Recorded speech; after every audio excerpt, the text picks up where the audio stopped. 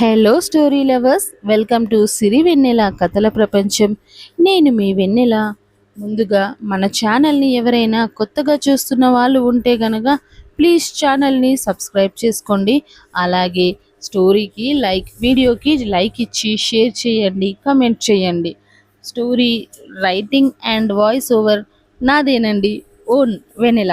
ఇప్పుడు మనం eternal love స్టోరీని వింటున్నాము. ఇక స్టోరీ. ఎంత అభయం మాటల్లో పెట్టి మభ్యపెట్టినా అరగంట అంటే అరగంటకే మళ్ళీ గుర్తు చేసింది నీరజ. అగస్యకి గుర్తు చేయాలనే విషయం. ఓహ్, ఇక అత్త వదిలేలా లేదని అగస్యకు కాల్ కలిపింది అభయ. కానీ అక్కడ అగస్య ఫోన్ సైలెంట్లో పెట్టాడుగా. పైగా బిజీగా ఉన్నాడేమో వర్క్లో. దాంతో అభయ కాల్ పిక్ చేసుకోలేదు. 2 సార్లు అగస్య పర్సనల్ నెంబర్కి కాల్ చేసిన అభయ ఇక అతను కాల్ లిఫ్ట్ చేయకపోవడంతో, అత్త, మీ అబ్బాయి ఫోన్ సైలెంట్లో పెట్టేశాడేమో, వర్క్లో పడితే అంతే ఇక ఆయన. మళ్ళీ ఆయనంతటా ఆయన కాల్ చేసే వరకు మనకి దొరకరు ఫోన్లో అంది అభయ. ఉఫ్, ఎలానే మరి. వాడేమో నిమిషానికి వేలల్లో బిల్లు వేస్తుంటే నా గుండె లబ్ డబ్ అని కాకుండా డబ్బు డబ్బు అని కొట్టుకుంటుంది అంది నీరజ. అత్త, ఇక్కడికి వచ్చి నువ్వు కూడా మీ అబ్బాయిలా మారిపోయావు. ఓసే పిచ్చి మొహమా, నేనేం చేశానే ఇప్పుడు? లేకపోతే ఏంటత్తా, ముందు మీరు ఆ చెఫ్ విషయం మర్చిపోండి.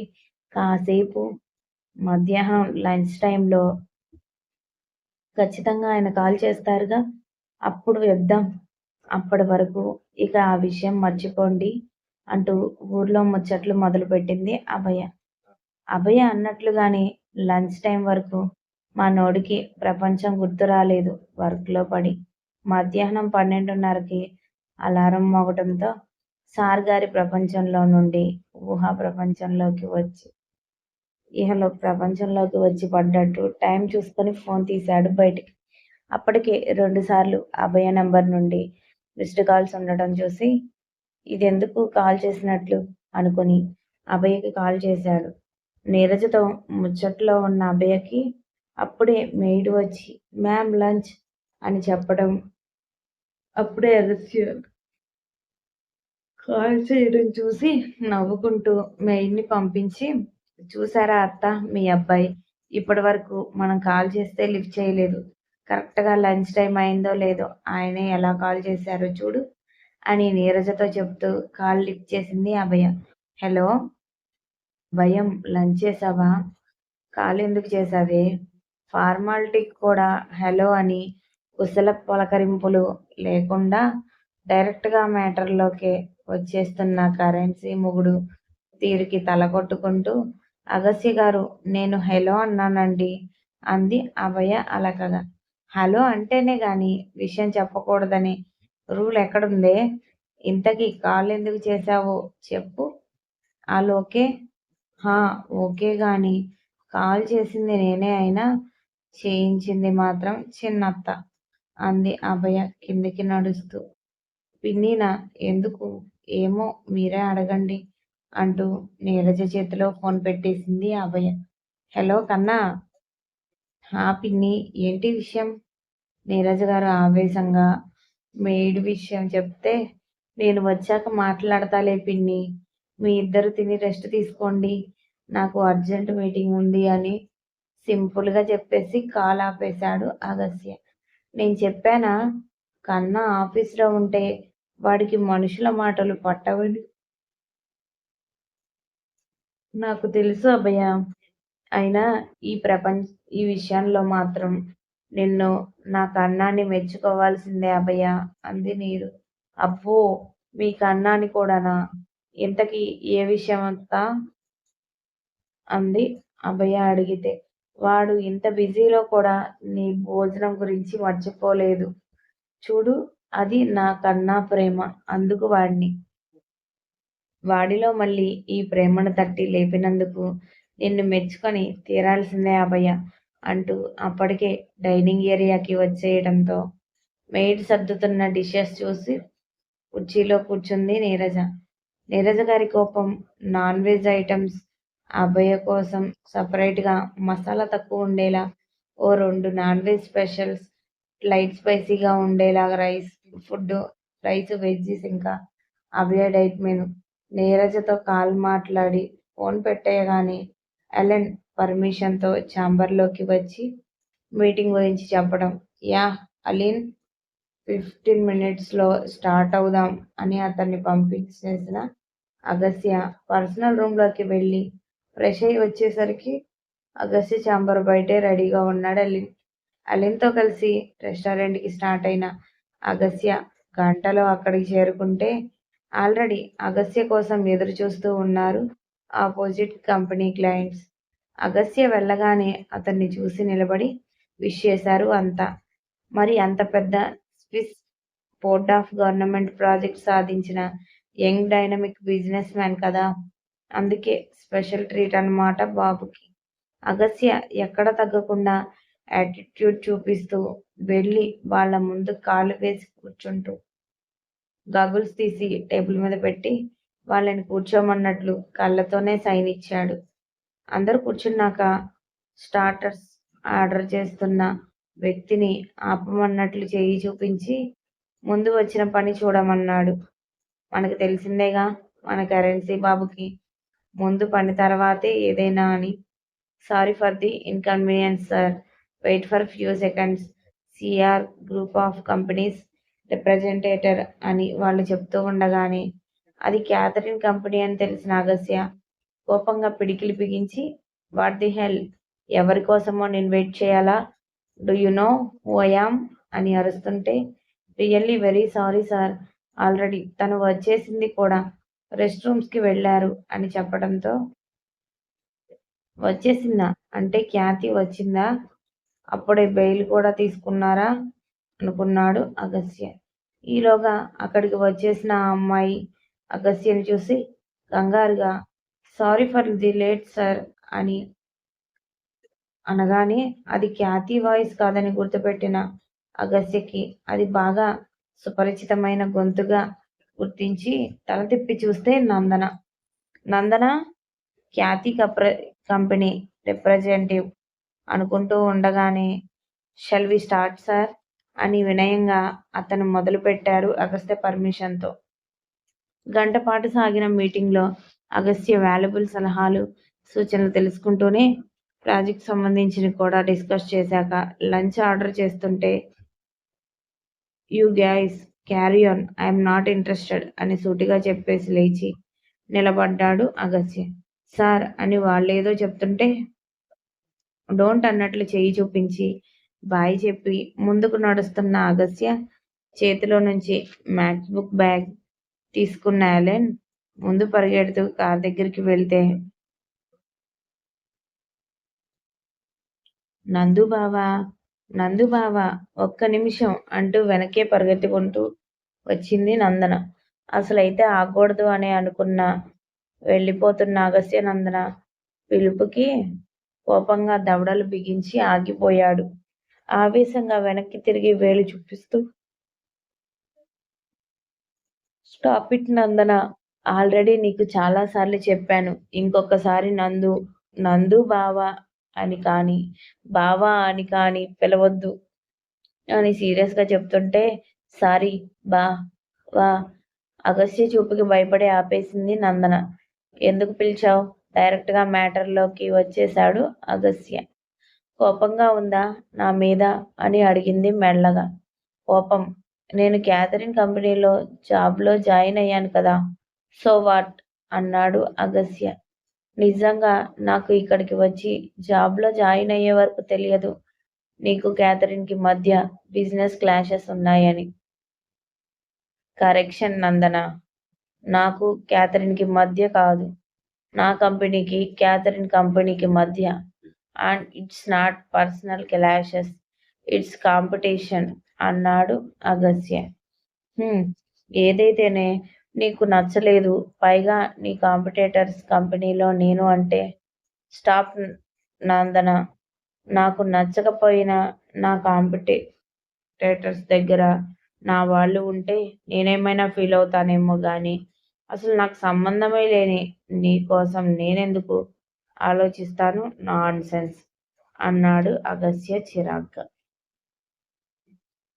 నందన కన్నీళ్లతో యాక్చువల్‌గా నిన్ను మర్చిపోవాలనుకునే, శాశ్వతంగా నీకు దూరంగా ఉండాలని ఇక్కడ జాబ్ ఓకే చేశాను. కానీ ఆ కంపెనీ వివరాలు తెలుసుకోకుండానే ఇక్కడికి వచ్చి పడ్డాను. తీరా జాబ్‌లో జాయిన్ అయిన తర్వాత తెలిసింది మీ మధ్య కాంపిటీషన్. అనవసరంగా ఇక్కడికి వచ్చా అని చాలా సార్లు ఏడ్చాను. జాబ్ రిజైన్ చేసి వెళ్ళిపోతాను అని కూడా అన్నాను. కానీ కంపెనీ రూల్స్ ప్రకారం 2 ఇయర్స్ బాండ్ ఉందన్నారు. ఒకవేళ బాండ్ క్యాన్సిల్ అయితే చేసి వెళ్ళాలి అనుకుంటే 50 crores పెనాల్టీ పే చేయాలి అంది క్యాథరిన్. అంత డబ్బు నా దగ్గర లేదు. ఎలా అయినా తప్పించుకొని పారిపోదాం అనుకున్నా. పాస్‌పోర్ట్, వీసా అన్నీ తన దగ్గరే పెట్టుకుంది. వెళ్ళిపోవాలి అన్న ఆలోచన చేస్తే చీటింగ్ కేస్ పెడతా అంది.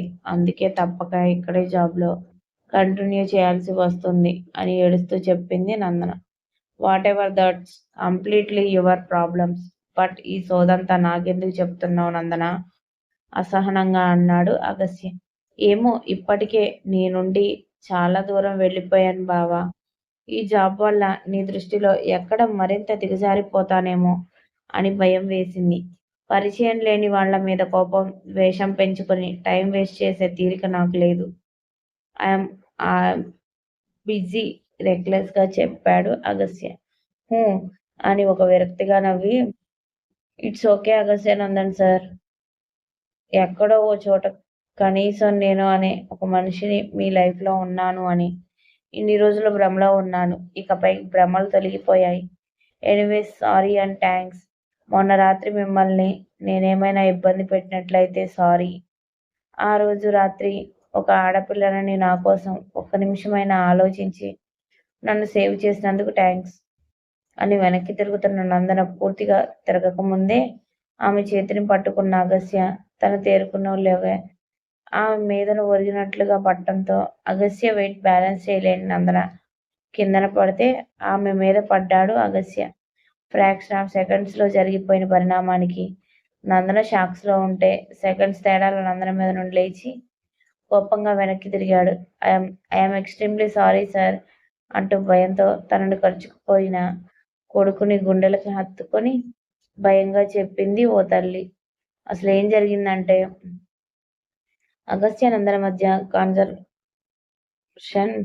కంప్లీట్ అయ్యి నందన అతనికి సారీ చెప్పి వెనక్కి తిరుగుతున్నప్పుడే తల్లి నుండి తప్పించుకొని పరిగెడుతూ అదే దారిలో వచ్చిన ఒక 5 ఏళ్ల పిల్లోడు వెనక్కి తిరిగి తల్లిని చూస్తూ ముందున్న అగస్త్యని చూసుకోకుండా వెనక నుండి డాష్ ఇవ్వటంతో నందనం మాటలు విని ఆలోచనలో ఏమరపాటుగా ఉన్న అగస్త్య వెళ్ళి నందనం మీద పడ్డాడు. జరిగిన దానికి పిచ్చి కోపంలో వస్తున్న పిల్లోడి కళ్ళల్లో భయం చూసి ఏమనలేక ఆవేశంగా అక్కడి నుండి వెళ్ళిపోయాడు అగస్త్య. అగస్త్య వెళ్ళిపోయాక సారీ మేడం అని నందనకు కూడా చెప్పింది ఆవిడ. నందన ఏం మాట్లాడకుండానే వెనక్కి వెళ్ళి తన టీమ్మేట్స్‌కి చెప్పి లంచ్ చేసే ఇంట్రెస్ట్ లేదని ఆఫీస్‌కి వెళ్ళిపోయింది.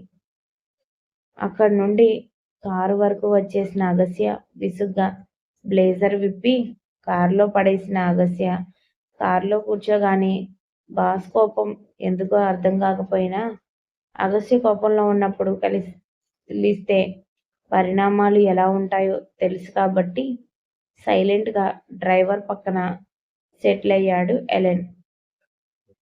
యాంత్రస్‌కి వెళ్ళే వరకు అగస్త్య మొహంలో ఇంకా కోపం, చిరాకు తగ్గకపోగా అంతకంతకు పెరిగిపోతుంటే ఆఫీస్‌కి రాగానే కారులో బ్లేజర్ అక్కడే వదిలేసి ఫార్మల్ షర్ట్‌లోనే ఆఫీస్‌లోకి వెళ్తుంటే ఎలెన్ మ్యాక్‌బుక్‌తో పాటు అగస్త్య మర్చిపోయాడేమో అనుకొని ఆ కోట్ కూడా తీసుకుంటుంటే లీవ్ ఇట్ ఎలెన్, అది ఇక్కడే ఎవరికైనా ఇచ్చేయ్ అని చెప్పి వెళ్ళిపోయాడు ఫాస్ట్‌గా.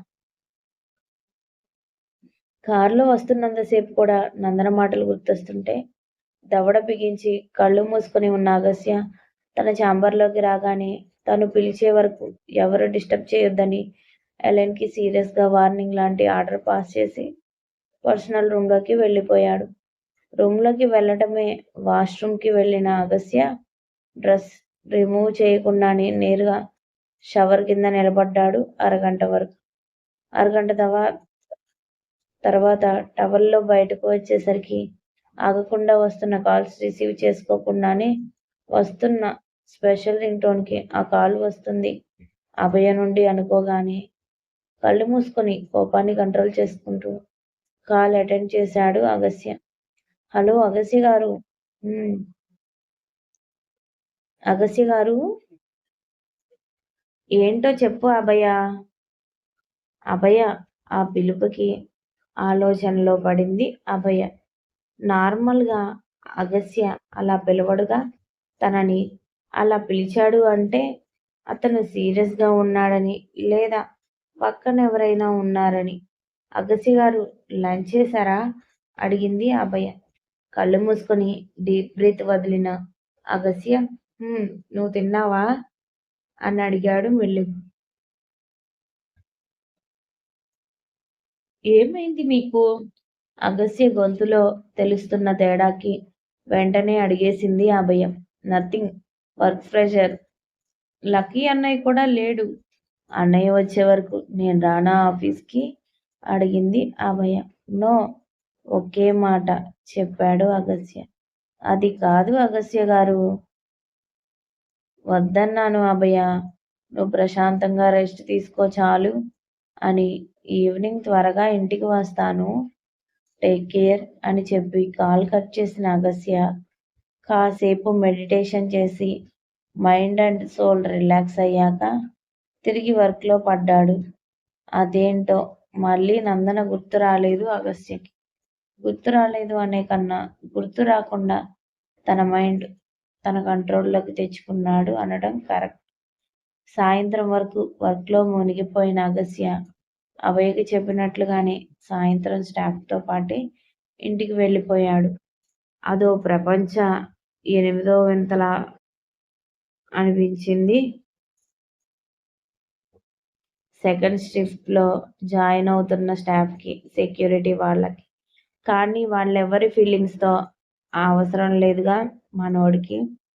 అందుకే ఎప్పట్లాగా ఎవరిని దేక్కుండా డైరెక్ట్గా కార్ దగ్గరికి వెళ్ళిపోయాడు. కార్లో కూర్చుని ఇంట్లోకి అంటే నీరజ గారి కోసం, అభయ కోసం కావలసిన వెజ్, నాన్ వెజ్తో పాటు ఫ్రూట్స్, డ్రై ఫ్రూట్స్ ఆర్డర్ పెట్టేశాడు. గంట తర్వాత ఇల్లు చేరుకున్న అగస్త్యం చూసి ఆశ్చర్యపోవడం నీరజవంతయింది. ఈ మధ్య ఇండియా నుండి వచ్చిన దగ్గర నుండి అగస్త్యలో ఈ మార్పు చూస్తూనే ఉంది కాబట్టి అభయకి కరెన్సీ భర్తలో మార్పుని ఇష్టంగా స్వీకరించింది కూడా. ఇంటికి వచ్చాక నీరజ గారు ఆ మెయిడ్ని తీసేయమని చెప్పడం, నేను నిన్ను రమ్మంది అభయతో ఉంటావని, తనకి జాగ్రత్తలు చెప్తూ ఉంటావనే కానీ మాకు వండి పెట్టడానికి కాదు పిన్ని అని ఖచ్చితంగా చెప్పేశాడు అగస్య. కానీ కన్నా అంతంత డబ్బులు అవసరమా అని ఆవిడ దిగులుగా అంటే, నేను సంపాదించేది మన కోసం, మనం ఖర్చు పెట్టుకునేందుకేగా పిన్ని. ఈ విషయంలో ఇక నో మోర్ ఆర్గ్యుమెంట్స్ అని తేల్చి చెప్పేసి ఈవినింగ్ టైంలో అభయను, నీరజను గార్డెన్లో వాకింగ్ చేయమని చెప్పి తాను ల్యాప్టాప్ పట్టుకొని కూర్చున్నాడు అగస్య. రోజులు ప్రశాంతంగా గడిచిపోతున్నాయి. ఆ రోజు తర్వాత మళ్ళీ నందన అగస్యకి ఎదురుపడలేదు. అటు ఆదిత్య కూడా మళ్ళీ అభయకి కనపడలేదు.